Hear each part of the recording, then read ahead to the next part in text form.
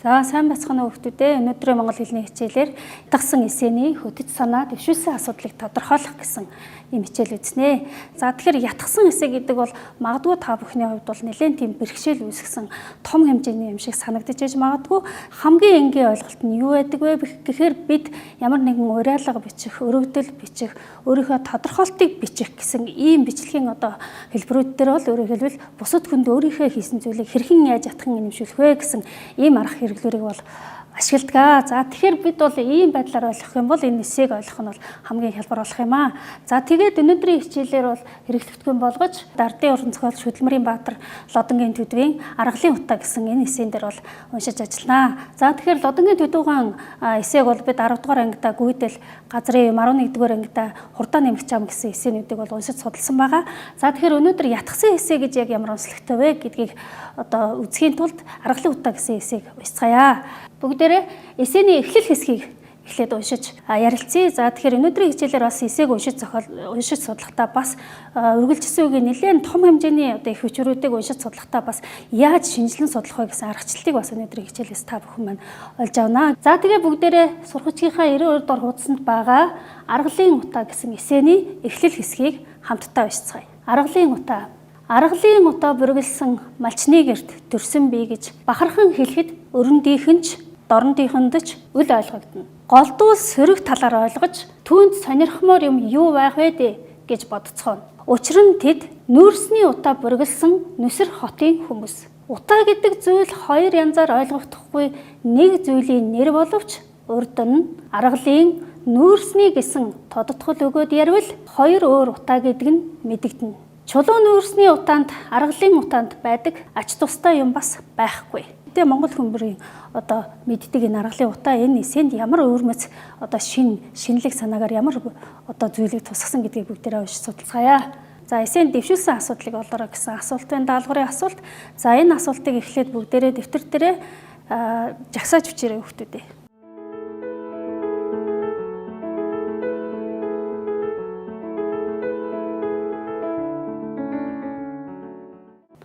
За та бүхэн эсэнд дэвшүүлсэн асуудлыг эсэний эхлэл хэсгээс дэвтэр дээрээ жагсааж бичсэн баг.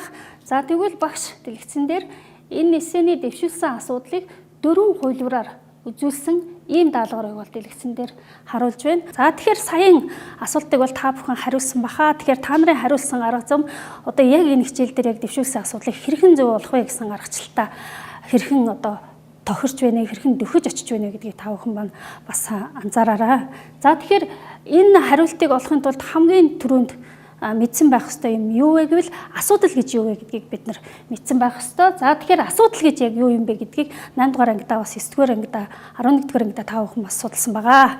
Тэгэхээр асуудал гэдэг бол ерөөсөө зохиогчийн хүсэж байгаа зорилго тэгээ одоогийн нөхцөл байдлын хоёрын дундаас бол асуудал гэдэг зүйл урган гарч байдаг. Та нар дэлгэцэн дээрээс харж байна. За тэгэхээр яг энийг хараад та нар яг энэ зохиол дээр ийм зүйлүүд хаана байна вэ? Яг энийг илэрхийлсэн өгүүлбэр хаана байна вэ гэдгийг зохиолоосоо олоорой. За ингэж олсныхаа дараа зохиогчийн байр суурь энэ асуудлыг яг аль талд нь байна вэ? Үүнийг илэрхийлэх ямар баримтууд байна вэ гэдгийг бүгдээрээ хараарай.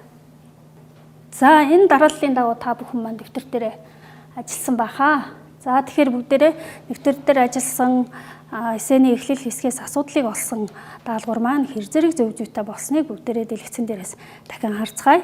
За тэгэхээр бидний өмнө өгөгдсөн одоогийн нөхцөл байдлын эсэний эхлэл хэсэгт ямар байгаа вэ гэхээр за мэдээж бидний хэрэгжилж байгаа төлш бол нүүрс байгаа, чулуу нүүрс байгаа. За тэгвэл энэ маань ямар байдлыг үүсгэж байна вэ гэвэл бидний амьдарч байгаа хотын агаарын бохирдлыг маш ихээр бий болгож байгаа. За тийм болохоор чулуун нүүрсэнд бараг ашиг тустай юм байхгүй гэсэн санаа нь болохоор өнөөдрийн нөхцөл байдлыг илэрхийлсэн ийм өгүүлбэр юм. За нөгөө талаасаа зохиогч юу хүссэн бол гэж. За тэгэхээр мэдээж зохиогч бол аргалын утаагаа өгүүлээд аргал төлшийг хэрэглэвэл амин дэлзийтэй юм а гэсэн талыг барьсан байж болох юм. За тэгвэл энэ хоёрын дундаас ямар асуудал үүсэх вэ гэдгийг илэрхийлсэн өгүүлбэр дээрх хариултанд ямар хариултууд байсныг бүгдээрээ эргэж харцгаая. За тэгвэл 4 хариултыг бол асуулт даалгаварт өгсөн байгаа. Тэгэхээр тэр 4 хариултаас за энэ 2 хариулт бол за зохиогчийн дэвшүүлсэн асуудлыг олоход хамгийн ойрхон 2 хариулт юм аа гэв. та нар маань бас яг олсон бахаа гэж бодож байна. За тэгэхээр дэвшүүлсэн асуудлыг бол зохиогч бол аль нэг асуудлыг одоо сонгож дэмжсэн байж таарна. За тэгвэл энэ дэлгэцэн дээр бидэнд бол хоёр асуудал гарч ирээд байна. Тэгэхээр энэ хоёр асуудлыг яг аль нь энэ ятгсан эсэний дэвшүүлсэн асуудал юм бэ гэдгийг бүгдээрээ дахин судлан шинжилцгээе. За энийг олохын тулд яах вэ гэвэл мэдээж эсэний эхлэл хэсэг рүү дахиад бид уншина гэсэн үг. Тэгэхээр энэ ялангуяа нэлээд том хэмжээний эхийг уншиж олох хамгийн чухал арга бол юу вэ гэхээр наривчлан унших, дахин унших гэсэн ийм аргачлал байдаг. За тэгэхээр эсэний эхлэл хэсэг ямар бүтцтэй байна вэ гэдгийг бүгдээрээ дэлгэцэн дээрээс харъя.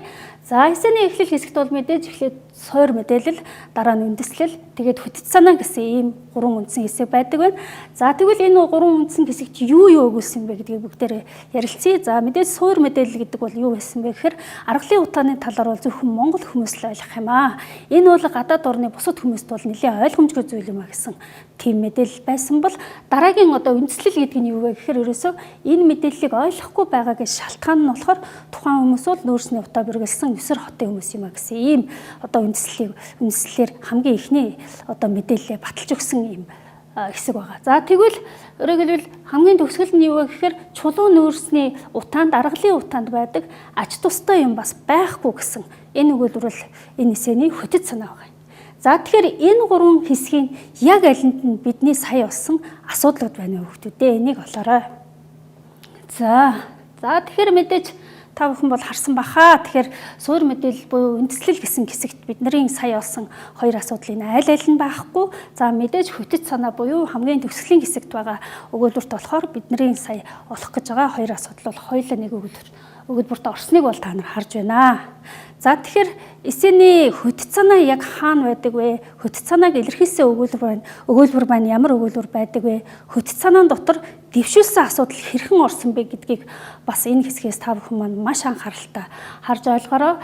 За чулуу нүүрсний утаанд аргалын утаанд байдаг ач тустай юм байхгүй гэсэн ийм өгүүлбэр байна. За энэ өгүүлбэрээ бид нар яаж задлан шинжлэх вэ гэхээр мэдээж өмнө ангид үтсэн, ялангуяа дунд ангид үтсэн одоо хэлцүү мэдлэгийг ашиглая. Тэгэхээр бид нар нийлмэл өгүүлбэрийг энгийн өгүүлбэр болгох, энгийн өгүүлбэрийг нийлмэл өгүүлбэр болгох гэсэн ийм одоо дасгалуудыг бол бид нар зөндөө ажилладаг байсан. За тэгэхээр эсэний одоо асуудлыг олохын тулд энэ хөтөц санааг илэрхийлсэн өгүүлбэрийг хоёр энгийн өгүүлбэр болгож задлах ийм дасгалыг ажиллая. Та бүхэн маань дэвтэр дээрээ энгийн өгүүлбэр болгон задлж бичээрэй. За мэдээж бол энэ та нарын хувьд бол хамгийн хялбар даалгавар байх. Яагаад гэвэл энэ хөтөч өгүүлбэр дотор болохоор хоёр энгийн өгүүлбэрээс бүтсэн байгаа. За нэг нь болохоор чулуу нүүрсний утаанд ач тустай юм бас байхгүй гэсэн ийм энгийн өгүүлбэр, нөгөө нь болохоор аргалын утаанд ач тустай юм байдаг гэсэн ийм хоёр энгийн өгүүлбэр нийлээд энэ хөтөц санааг илэрхийлсэн нийлмэл өгүүлбэрийг бүтээсэн байна. За тэгвэл бүгдээрээ эндээс энэ хоёроос чухам яг аль нь асуудал вэ гэж яг юуг асуудал гэж зохиогч үзээд байгаа юм бэ гэдгийг үзэхийн тулд ахаад энэ өгүүлбэрүүдээс өгүүлэгдэж байгаа юмыг олъё. За энэ хоёр өгүүлбэрт ямар зүйл өгүүлэгдсэн бэ гэдгийг дэвтэр дээрээ бичээрэй хүүхдүүдээ. За мэдээж энэ хоёр өгүүлбэрт болохоор өгүүлэгдэж байгаа хамгийн чухал юм юу вэ гэхээр чулуу нүүрс, аргалын утаа гэсэн ийм хоёр зүйл өгүүлэгдэж байгаа. За тэгэхээр бидний сонгож авсан хоёр хариултын дотор байсан хоёр зүйл хоёулаа энэ хөтөч өгүүлбэр дотор багтсан байна гэдгийг та бүхэн маань анзаарсан байхаа. За тэгэхээр зохиогч энэ хоёр асуудлын яг чухам аль нэг дэмжсэн бол энэ одоо хөтөц санааг илэрхийлсэн өгүүлбэрийг ингэж задлсан аргачлалаас та бүхэн маань хөтөц санаа гэж яг юу хэлэх юм бэ? Хөтөц санааг илэрхийлсэн өгүүлбэр дотор юу байдаг юм бэ? Энэ өгүүлбэр маань энгийн өгүүлбэр байх уу, нийлмэл өгүүлбэр байх уу, ямар бүтцтэй байх вэ гэдгийг бас эндээс нэлээд сайн ажиглаж байгаа байх гэж бодож байна. Энд бидний хамгийн гол дэвшүүлсэн асуудал юу вэ гэхээр хоёр асуудал гарч ирсэн. Энэ хоёр асуудлыг яг чухам аль нэг зохиогч дэмжсэн бэ гэсэн ийм одоо зүйлийг хийх даалгавар бидний өмнө бол тулгараад байгаа. Хичээлээр яг ямар аргачлалыг багш нь санал болгож байна вэ гэвэл эсээг уншиж судлахдаа судлан шинжилж унших гэсэн ийм аргачлалыг одоо санал болгож байна. Яагаад гэвэл бидэнд дэвшүүлсэн асуудлыг олох хэрэгцээ байгаа учраас энийг батлахын тулд бид нэр эсээний үндсэн хэсэг рүү орж байгаа. За ингээ бүгдээрээ дараагийн зохицлыг уншийе. Аргалын утаа бүргэлсэн малчны гэрт төрж өссөн хүмүүс сүүлийн үед нийслэл Улаанбаатар руу хошуурцгааж нүүрсний утаа багсан хотын хүмүүс болцгоосоор байна. Дурлаж ирсэн тэр хотод нь жилдээ 5 сая гаруй нүүрс төлдөг дулааны 3-4 станц 400 гаруй тонн нүүрс төлдөг, 250 гаруй жижиг уурын зуух, 625 мянган нүүрс төлдөг, 240 мянган өрх гэр. Жилийн сэрүүн улирал ялангуяа өвлийн саруудад алтан твшийн хөндийг утаан твшийн хөндий болгож орхидог. Нүүрсний тэрхүү утаа нь 200 гаруй төрлийн бодисыг дээш нь цацдагч хүмүүсийн хамраар дотгошоо орно. Тэр утаанаас хордсон хүмүүс нийслэлд гихтэл жилдээ 1600 хүрч нүд анцгаадаг болсоор удлаа. Дэлхийн эрүүл мэндийн байгууллага агаарын чанарын стандартаас Улаанбаатарын утаа 35 дахин илүү байгааг тогтоожээ.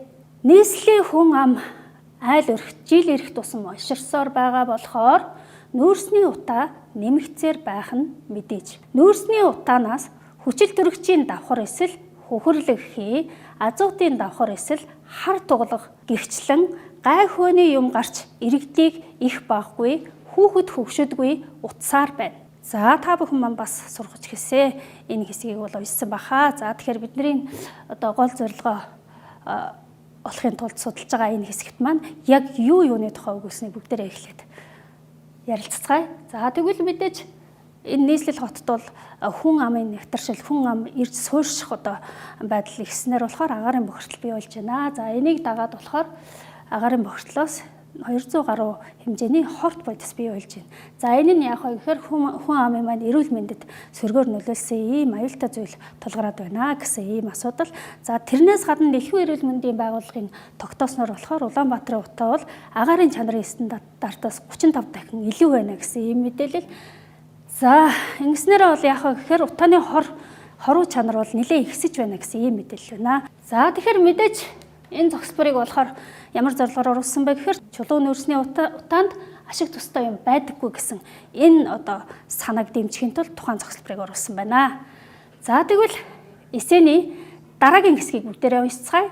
За энэний тулд бид энэ хүртэл хийсэн үйл ажиллагааг бүдүүвчлээд харцгаая. За тэгвэл эсэний эхлэл хэсэгт болохоор суур мэдээлэл үндэслэл дэвшүүлсэн асуудал буюу хөтөц санаа байдаг бол дараагийн үндсэн хэсэг рүү бид ороод хамгийн эхний зохисборыг бол уншсан байгаа. За тэгэхээр энэ зохисборт юуны тухай гарсан бэ гэхээр чулуун нүүрсний утаанд ашиг тустай юм байхгүй гэсэн ийм санааг бол энэ зохисборт дэвшүүлсэн байна.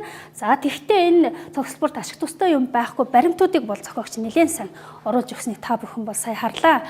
За тэгвэл энэ зохисборт юу байхгүй байсан бэ гэхээр аргалын утаанд ашиг тустай юм байдаг гэсэн энэ санааг бол дэмжсэн баримт дэмжсэн агуулга бол энэ зохисборт гарсангүй. За тийм учраас бид дараагийн зохисборыг уншиж судалцгаая. За зохисбор 2. За бүгдээрээ сургачгээд илгээд хамтдаа уншицгаая. Аргагүй эрхэнд ийм хувь тавиланд осордуулж байгаа ч гэсэн арга барагдсан юм биш. Арга олон байна. Хийн төлөш, био төлөш, салхин болон наран эрчим хүчгэж, өнгөө шахам их булагта, хор багта төлш, захаас аван байж л байна. Багхан хөдөлмөр зүтгэлэл дутсаар байна. Аргаа барагдахад аргалын утаандаа утуулж суувал аминд өлзийтэй юм санж. Бараг 50 сая малтай болж буй өнөө үед өвгдээдсийн мянган жил гал голомтой бадрааж ирсэн аргал хоргол хөрзөн хаа яагвал хэвтэж байна. За тэгэхээр энэ хэсэгт яг юуны тухай өгүүлч вэ?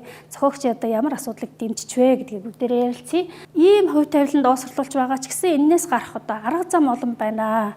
За магадгүй аргалын утаагаа уугуул цувал аминд өлзийтэй юм биш үү гэсэн ийм санааг бол зохиогч дэвшүүлсэн. За энэ нь болохоор юу вэ гэхээр өгүүлэгчийн байр суурь яг аль талд байна вэ гэдгийг яг энэ хэсгээс бол барагцаалж болно.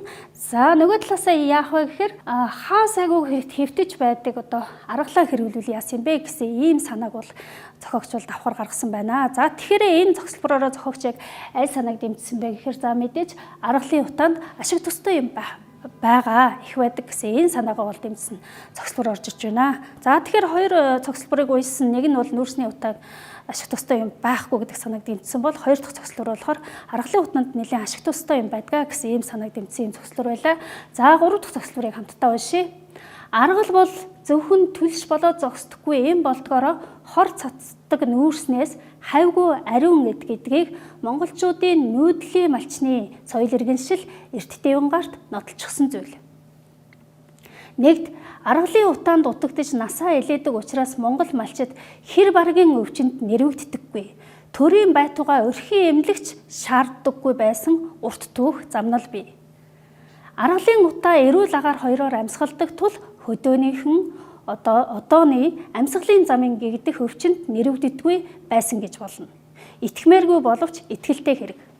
За хоёрт монголчууд аргалын утааны нууцыг энтхийн нэгэн ихэмж Эрдэмтэн доктор Шарма олж мэдээд Монголоос аргал аваачиж уушгины тахал туссан хүмүүсийг аргалын утаагаар утсан чинь их амжилт олж утааны эдгэх чадалт гайхсан байна.